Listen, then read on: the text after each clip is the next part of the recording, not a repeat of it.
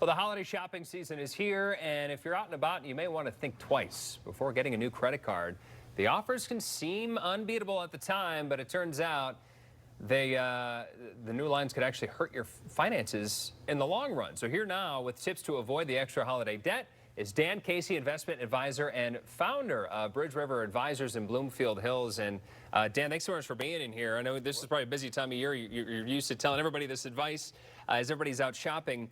What is it about the offers that is deceptive or can be deceptive? So it's obviously enticing, right? They say 0% on your credit card, but of course that's only for a time frame. And if you still have a balance when that time frame's up, they're obviously going to charge you the high rate retroactive all the way back to the beginning.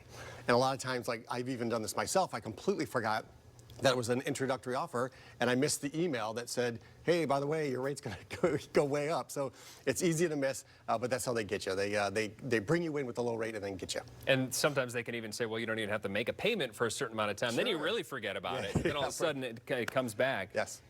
Is there ever a time when it would be a good idea to do it? Or is that just only if you know you have the cash in the bank and you can pay it off right away? Yeah, so a lot of times if you're trying to pay off a lot of credit card debt, it's better to, or it can be better to pay these things off with the 0%, especially if you know that you can pay it off over time during that introductory rate. And then, everything you pay is going right to your principal. So my next question would be, how does charging credit cards impact our spending? I guess maybe that you just kind of answered it there is, you just have to be careful. You do. And sometimes when people have a certain credit limit, they say, oh, I can rack it up and go all the way up. And that's fine as long as you can pay it off before the end of the month. But the biggest part of your credit score is how much you're racking up these credit card debts compared to the credit limit that you've got. Sometimes I wish that, we were like 30, 40 years ago. When you had the cash in your hand, that's all you have to spend. You either don't spend it or you spend it and then it's... That's an interesting idea.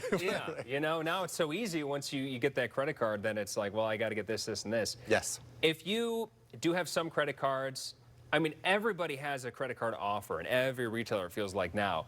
When is it too much? When have you had too many credit cards? When could that impact your credit score too if you're just filing out for all these credit cards? So the first thing that affects your credit score is your payment history. Second is, and a very close second is, all the credit cards you have, the credit limit that you are exposed to, and how much of that you've used. So that they add all that up. So the more you're getting up to that credit limit of all your cards, the more it's going to negatively affect your credit score.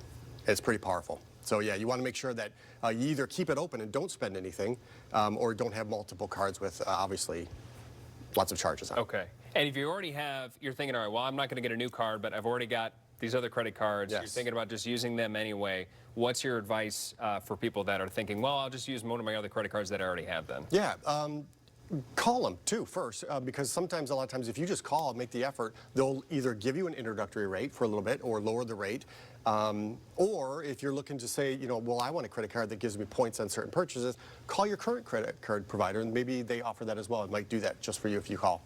Do you have any other tips or advice for people that know that, that there's holiday shopping? Now that I have kids too, I have a 1- and a 4-year-old, I'm like, it's so hard to say no when you're like, well, I don't know if I can afford that now, or I'll try to get it later. But it's tough to say no. What advice would you tell people that are just trying to make their family have a great holiday? Just say no.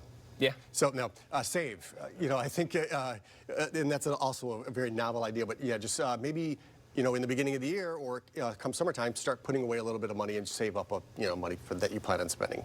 Well, if people have other questions or they're looking for more information, where can they go to get more from you? BridgeRiverAdvisors.com. All right. Well, Dan Casey with Bridge River Advisors, thank you so much for being here. And plan ahead. I think that's the simple advice. Is plan ahead, save, and be smart with your money this holiday season while you're out shopping.